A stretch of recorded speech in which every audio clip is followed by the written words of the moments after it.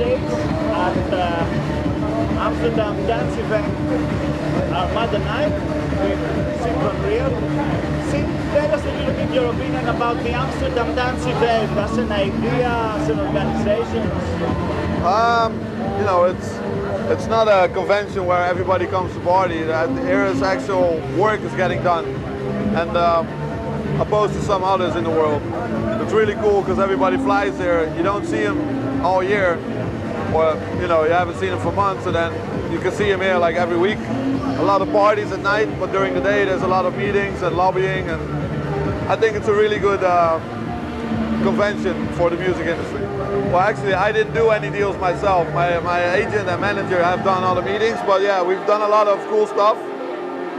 You know, it's like basically what you do, what agents and managements do is securing gigs for 2013. I mean, you know, you meet up, you evaluate, and then they lock in new dates. You know, it's like you know, people selling DJs and promoters selling their ideas. You know, hopefully things work out, and we've had a good ADE. I've played a lot of Armada Nights worldwide, but this is the second one in Holland. Yeah, I did last year, this year, here as well, and worldwide I've done it.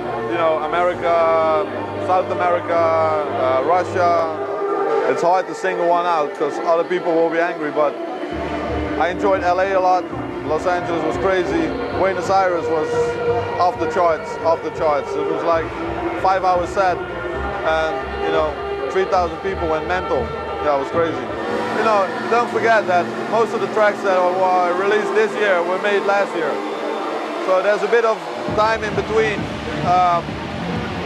releases, and what's gonna happen now is, you know, I'm going back to my old style, this trance and big room. More up-tempo, vocals. You know, this is all what I did last year.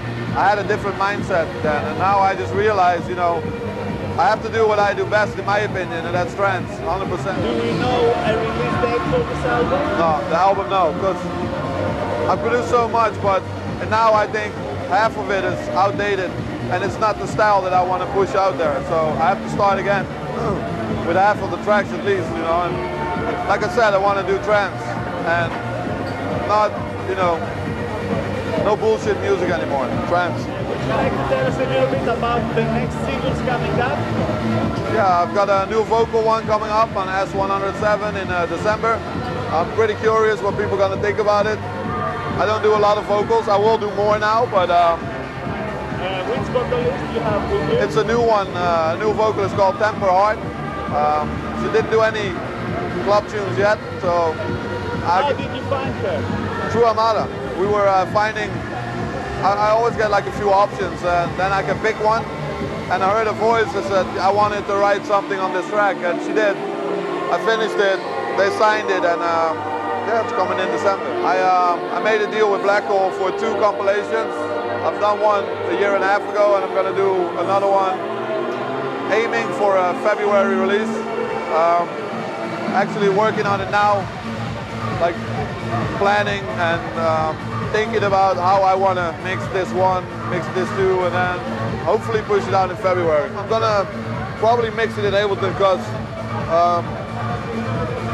I think a CD has to be 100% quality, and if I mix it live, there's always a little mistake or something, you know, and I don't want to release something that is not mixed to the best that I can, and I can be more creative if I do it, you know, in a computer program.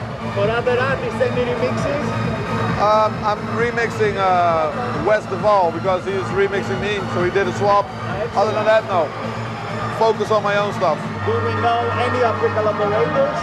Yeah, I'm doing a few interesting collaborations.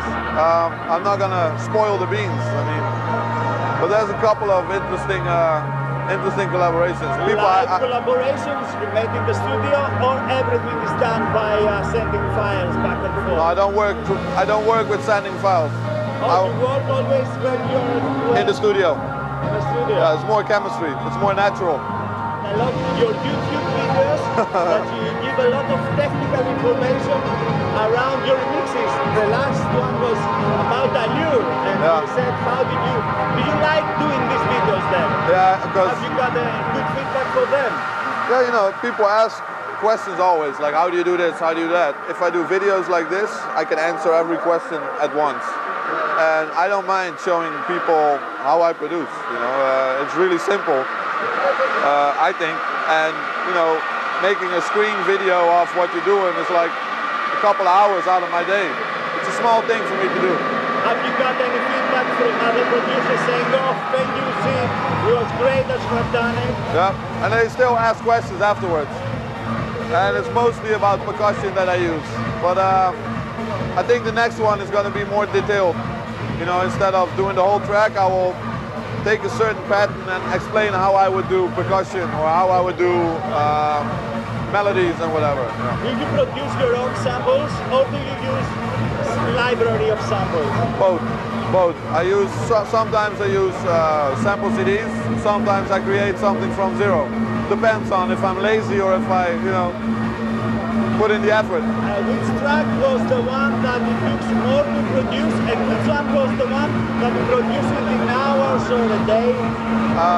Rush I did in a day, and the longest one was probably I think Tunnel Vision, one of my last tracks, because I kept changing the process. But eventually I just said, okay, this is it, enough is enough, release it. Okay, thanks very much again for this interview. You know, when we talk to someone like you, we don't want to stop. This is the problem, but we have to do it. Yeah. Have a nice night on Armada Night, and see. Thanks, you too. See you soon.